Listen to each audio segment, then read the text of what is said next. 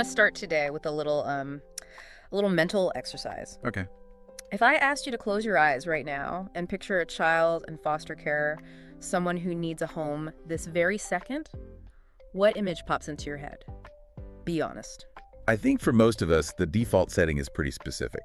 You're picturing a toddler. A toddler, yeah. Maybe a baby.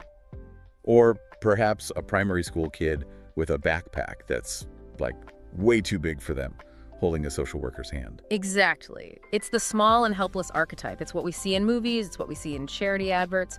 But if we actually look at the stack of reports we're diving into today, and I've got government data, legal frameworks, and the capstone foster care manuals here, the reality of the highest need group right now is completely different. It shatters the image, doesn't it? Ah, We aren't talking about toddlers. not at all. We are talking about a group that is roughly 90% male 90%. and predominantly 16 or 17 years old. That is just a massive disconnect between perception and reality.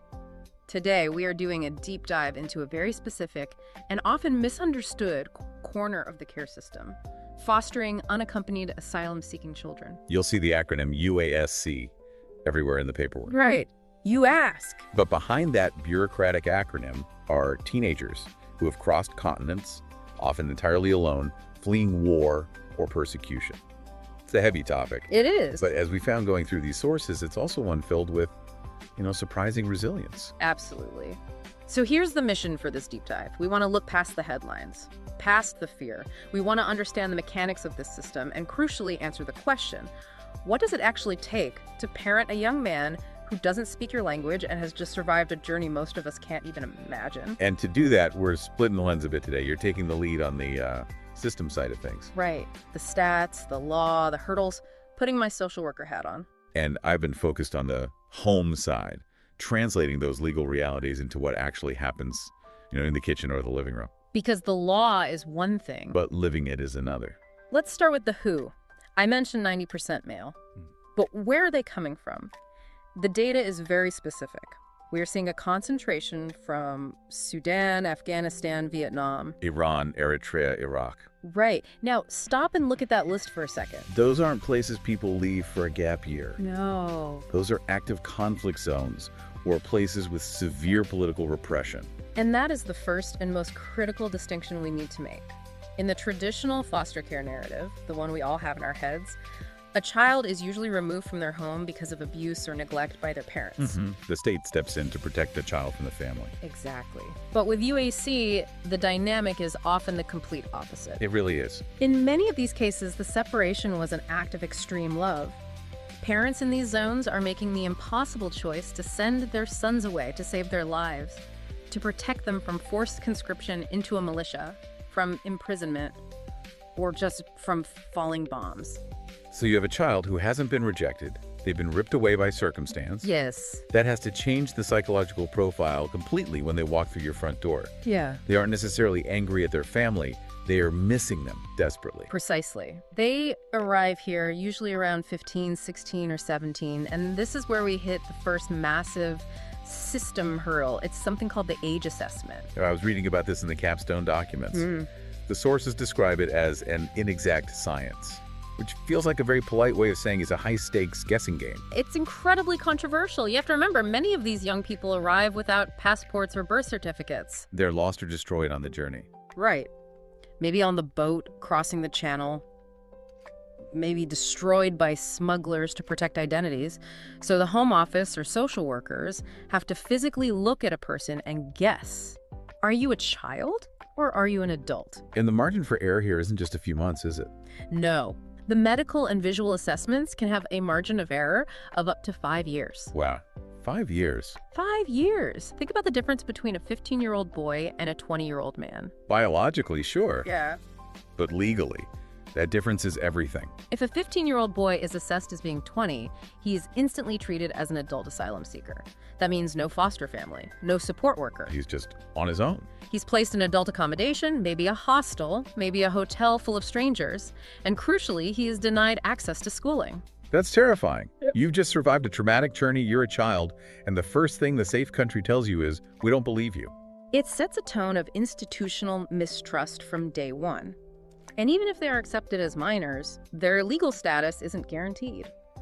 There's a distinction in the paperwork between refugee status and humanitarian protection. Can you break that down quickly? Because to a layperson, they sound like the same thing. Sure. Refugee status is the gold standard. It's for those with a well-founded fear of persecution based on race, religion, nationality, or political opinion. Okay.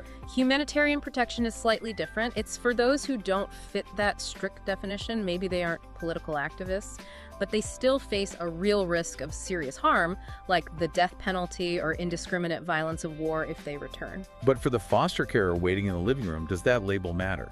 Legally, yes, it changes their path to citizenship. But emotionally, no, because regardless of the stamp on the paper, the child walking through the door is carrying the same baggage. And let's talk about that baggage. The sources refer to it as the invisible luggage. Which is a really powerful metaphor. It is. Because physically, they might arrive with nothing. Maybe a plastic bag with a change of clothes. Right. But psychologically, they are carrying the weight of the world. We're talking about PTSD, obviously. But there's a specific psychological burden mentioned in the capstone documents that really stood out to me. Survivor's guilt. How does that manifest for a teenager? Well, imagine you're 16. You're sitting in a warm bedroom in Birmingham or Manchester. You're safe. Maybe you're playing a video game. But in the back of your mind, you know your mother or your little sister is back in Khartoum or Kabul. And they aren't safe. Exactly. The question, why am I here eating a hot meal when they are starving, can be paralyzing. It stops you from enjoying the safety you've been given. It can make happiness feel like a betrayal. Yes. So if I'm a foster carer, I'm not just dealing with a rebellious teenager. I might be seeing symptoms of that guilt. You're seeing trauma responses that might look confusing if you don't know what to look for. Right. The guides talk about sleep issues being rampant nightmares. Yeah. Insomnia, that's classic. Yeah. But then there are things like food hoarding. Tell me more about that, because on the surface, that looks like behavioral acting out. It does. You might find fruit or bread hidden under the bed, wrapped in napkins and drawers. A carer might think, why are they making a mess? Are they greedy? But you have to flip the lens. This is a child who has experienced scarcity. They have been on a journey where they literally didn't know if they would eat for 3 days. It's a survival instinct. It is. They don't know that the fridge will be full tomorrow just because you say it will. It takes a long, long time for that switch to flip off. And on top of that past trauma, there is a current ongoing anxiety. The sources call it the shifting sands. This is the uncertainty of their future. Yeah. Unlike a child who is adopted, these kids live with a low-level hum of fear about deportation. They turn 18 and the rules change. Exactly. They don't know if the UK is their forever home. Which creates a massive paradox for the carer, doesn't it? You're asking this child to put down roots, to trust you, to settle in, all while they know the ground might be pulled out from under them in 2 years. It requires a very special type of parenting. You aren't just raising a child. You are a safe harbor in a storm. You can't promise the storm will end, but you can promise that the harbor is safe for now.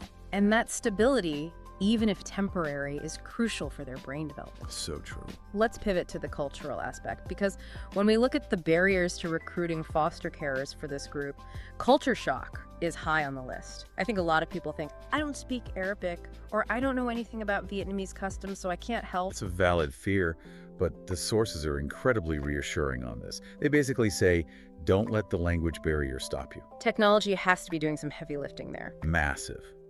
Google Translate is practically a third parent in these households. You can have entire complex conversations through a phone app now. But beyond that, the beginner's guide talks about the nonverbal. A smile, a calm tone, offering food. These are universal signals of safety. You can communicate you are welcome here without a single word of English. However, there is a technical concept in the social work guidance that we need to unpack. It's called diluted ethnicity. This is fascinating and really important. Because there is a shortage of diverse carers, we often place minority ethnic children with white British families. Which solves the immediate safety issue. They have a bed. It does. But over time, there is a risk. If a young Afghan boy spends 2 years in a white British home eating fish and chips and watching the BBC and has no contact with his own culture, he begins to lose his identity. He becomes unmoored from who he was. Right. And when he eventually interacts with his own community again, he feels like an outsider. So the foster carer's job isn't to assimilate him, it's to help him be himself in Britain. The sources mention religion as a major anchor for this. Huge. For many of these boys, their faith is the only constant thing they have left from home. Everything else, their house, their friends, their parents, is gone. But the prayer remains. Yes. So practical support, finding the local mosque, buying a prayer mat, is actually a therapeutic act. It's vital. And there was this beautiful case study in the source material that really brought this home. The story of Becher and Asseldine. Did you catch that one? I did. Becher was the foster care. Yes. Becher lives in the southeast. He describes himself as a non-practicing Muslim, culturally Muslim, but he admitted he wasn't praying, wasn't really engaged with the faith. Okay. Then he takes in Asseldine, a young asylum seeker, and this boy, despite the chaos of his life, wakes up at dawn every single day to pray. He has this incredible discipline and gratitude. And Becher is watching this. He's watching it. And he says it made him look in the mirror. He started reflecting on his own relationship with God. He actually reconnected with his own faith because of the example set by his foster child. I love that because it flips the script. We always think of the foster carer as the teacher and the child as the learner. Yeah. But here, the learning flowed the other way. It's the double benefit the research talks about. Fostering across cultures isn't just charity. It enriches the foster family. You learn about resilience, you taste new foods, you see your own life through a different lens. Speaking of tasting new foods, we have to talk about the love language of food. Oh, it comes up in almost every report we looked at. It's the ultimate bridge. If you are fostering a child who is halal, keeping a halal kitchen isn't just about following a rule book. It's a signal of deep respect. It says, I see you. I respect who you are. And allowing them to cook. Oh, absolutely. Think about it. They have lost control over everything in their lives. The one thing they might remember is how their mother made rice or a specific stew. Finding the right ingredients so they can make a dish from home. Ooh. That smells like their mother's kitchen. That grounds them in a way therapy sometimes can't. It connects the here and now with the there and then. Exactly. Now we need to talk about the timeline. Because unlike fostering a toddler, where you might have 15 years to prepare them for the world, with UASC, you have a ticking clock. The race to independence. These kids arrive at 16 or 17. You have maybe 18 months, sometimes less, to teach them how to be an adult in a foreign country before they age out of the formal care system. It's a sprint. And think about the curriculum they need to master. It's not just how to do laundry or how to budget for groceries. Oh, yeah. It's how to survive the home office. The paperwork mountain again. They need to understand their asylum claim. They need to know how to access legal aid. And then there is the hardest conversation of all, one that every carer dreads but must have: return planning. This is the preparation for if the asylum claim fails. Yes, and this is heartbreaking but practical. Foster carers have to help these young people prepare for two completely different futures simultaneously. Two futures. Future A, you stay in the UK, we look at college, jobs, housing. Future B, your claim is denied and you are sent back to the country you fled. That requires a level of mental compartmentalization that would break most adults. And we are asking 17-year-olds to do it. You have to build their resilience so that no matter where they end up, Manchester or Mogadishu, they have life skills.